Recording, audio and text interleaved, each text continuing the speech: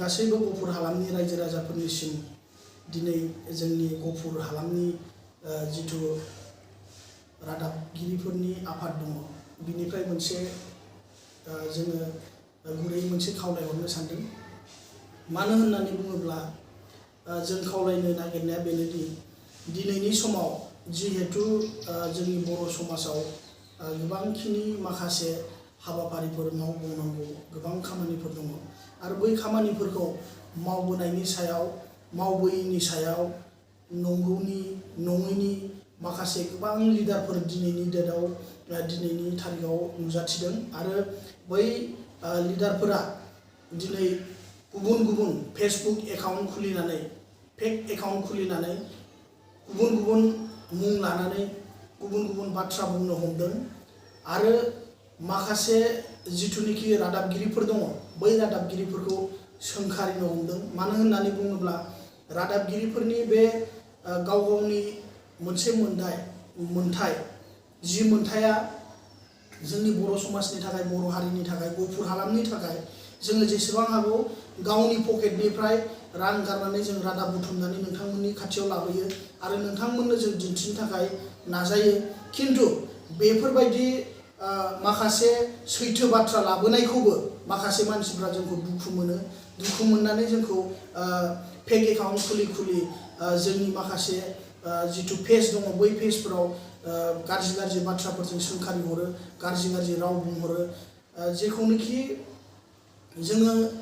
Actually बुंनो थाङोब्ला जों बै मानसिफोरखौ मोजाङै सिनायखायो, मोजाङै मिथिखायो साफ्रोमनि मुंखौबो।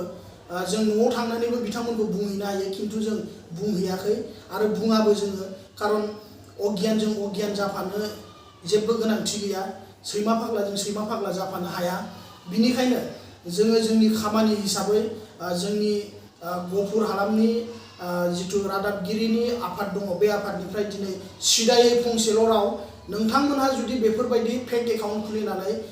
नंजां बाजां काउन्टार हरनायखौ गाराब्ला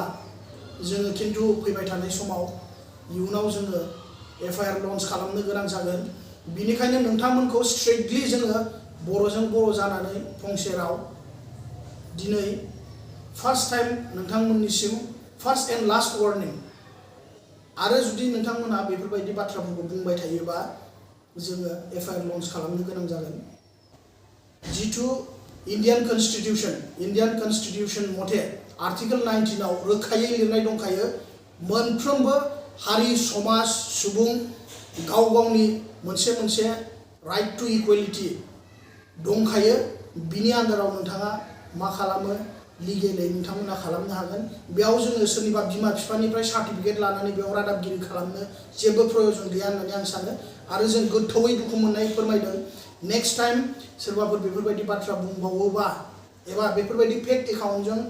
काउन्टार हरोब्ला जोङो खिन्थु FIR लन्च खालामो, बे जोंनि लास्ट वार्निं। आरो मोनसे बाथ्राबाव, नोंथांमोनहा जुदि जोंनि रादाब बुथुमनायाव बा रादाब नोंथांमोननिसिम फोसावनायाव माबाफोर गोरोन्थि मोनदोंब्ला बेखौ मोनफ्रोमबो पेजावनो सासे मनिटर जाय खालामो बिथांमोननि कन्टेक्ट नाम्बार होनाय दंखायो, बैफोराव कन्टेक्ट खालामनानै नोंथांमोना बुंहरनो हायो जे नोंथां रादाबखौ बिदि खालामनाङा, ओरैबायदि खालाम थोरैबायदि खालाम। नोंथांमोना रायजो राजानि एडभाइसखौ जोंनोबो नांगौ, खारन जोंबो मानसिसो, जोंहाबो गोरोन्थि जाया नङा जायो। बेनिखायनो नोंथांमोना जुदि माबाफोर जोंखौ एडभाइस होनो गोसो दंब्ला बा एडभाइस होनो सानदोंब्ला नोंथांमोना हरनो हायो, जों एक्सेप्ट खालामगोन। खिन्थु फेक एकाउन्टजों नंजां बाजां अबे इउनिभार्सिटिनिफ्राय पास खालामनाय अबे मा खालामनाय बेफोर बाथ्राखौ बुङोब्ला खिन्थु जोंबो गनाया, खारन जोङो सोरबा सैमा फाग्लाजों सैमा फाग्ला जाफाया, सोरबा मानसि आनइडुकेटेड मानसिजों जों आनइडुकेटेड जाफाया।